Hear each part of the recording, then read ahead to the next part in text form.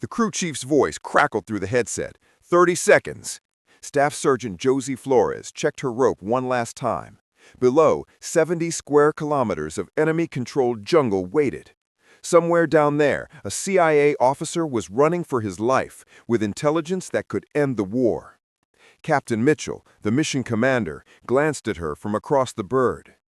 "You sure you can handle this, Flores? Maybe you should stay with the helo."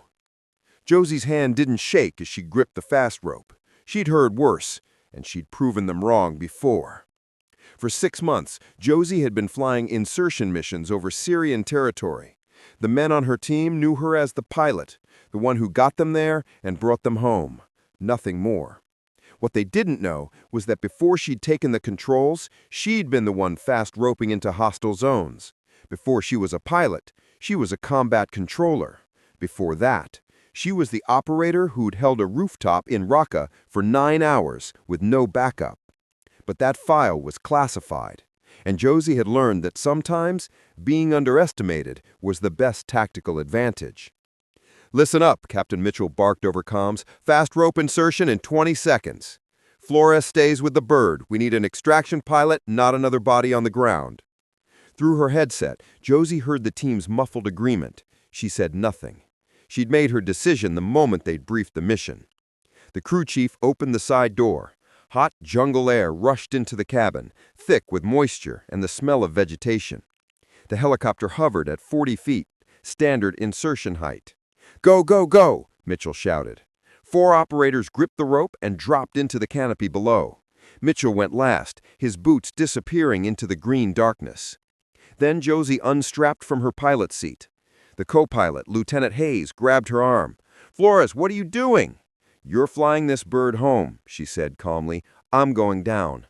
"You're a pilot. You're not cleared for—" "I'm cleared for whatever I decide I'm cleared for." She moved to the door, checked her M4, and gripped the fast rope with both hands. The crew chief stared at her like she'd lost her mind. "Tell Mitchell I'm coming." And then she dropped. The rope burned through her gloves as she descended. 30 feet, 20, 10. Her boots hit soft earth and she rolled into cover behind a massive tree trunk. The helicopter's rotors faded into the distance. Silence. Then voices. Enemy voices, less than 50 meters away. She keyed her radio. "Shadow 6, this is Shadow 7. I'm on the ground." Static. Then Mitchell's voice, sharp with anger. "Flores, what the—" "Save it. Where's the package?"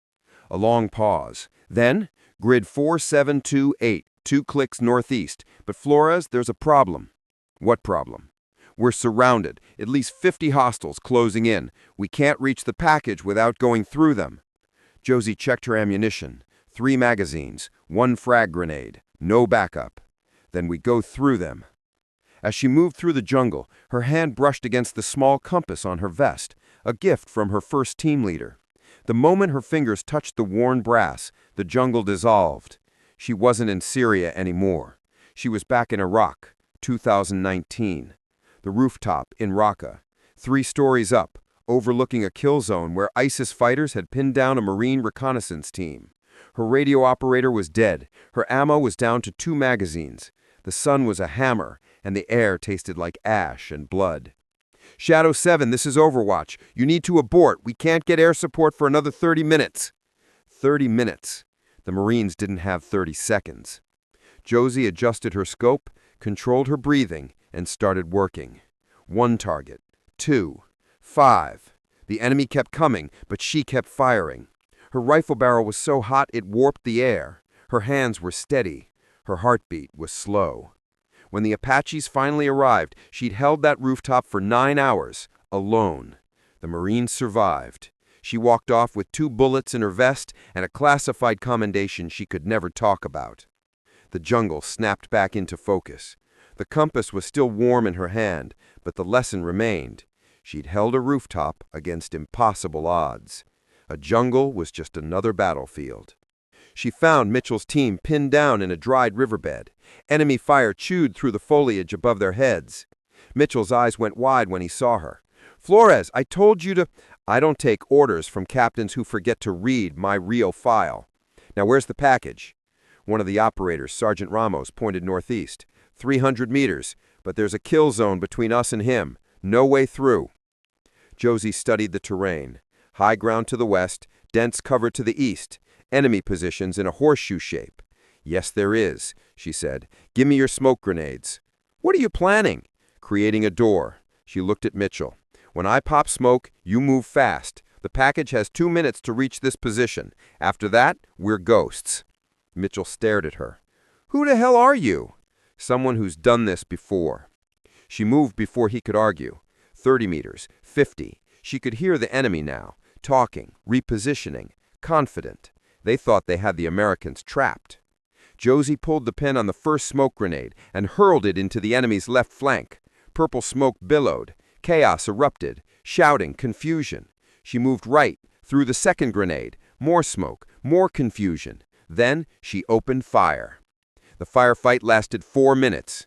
Josie moved like water. Shoot, displace, shoot again. The enemy couldn't track her. Every time they turned to engage, she was already gone, firing from a new position. Mitchell's team used the chaos to push forward. They reached the CIA officer, a man in his 50s, clutching a backpack like his life depended on it, because it did. "Exfil now!" Mitchell shouted. They ran. The jungle exploded behind them with automatic fire, but Josie had bought them the seconds they needed. The extraction helicopter appeared overhead, ropes dropping. One by one, the team clipped in and ascended. Josie was last. As she gripped the rope and felt herself lifted into the sky, she saw the enemy fighters emerging from the smoke below, 50 men, maybe more, all of them staring up at the woman who just dismantled their ambush. Back at base, Mitchell found her in the debriefing room. He was holding a file, a black file with red classification stamps. "I didn't know," he said quietly. "Your cover file said you were a pilot, but this," he held up the real file. "Raqqa, Kandahar, Yemen. 3 years with Delta, 2 with Special Operations Command. Call sign, Shadow 7. Josie leaned back in her chair. "It's not a cover file. I am a pilot, but I was other things first." "Why didn't you tell us?" "Because being underestimated is a tactical advantage, Captain. You assumed I was just support. The enemy made the same mistake today. That's why 50 hostiles couldn't stop one woman with a plan." Mitchell sat down, shaking his head. "The CIA officer is safe, the intelligence is secure. Command is calling this a textbook operation." "Good. You disobeyed a direct order." "I prevented a massacre." She met his eyes. "Sir." For a long moment neither spoke. Then Mitchell nodded. "You're right. I was wrong. And for what it's worth, thank you." 3 months later, Captain Mitchell was reassigned to a Joint Special Operations Unit. On his first day, the briefing officer mentioned a new combat controller joining the team. Highly decorated, multiple classified operations, one of the best in the field. The door opened. Josie walked in, flight suit replaced with full tactical gear. Mitchell smiled. "Welcome to the team, Shadow 7. She nodded once. "Let's get to work." This time, no one questioned her place in the room, and when they fast roped into the next hot zone, Josie went first.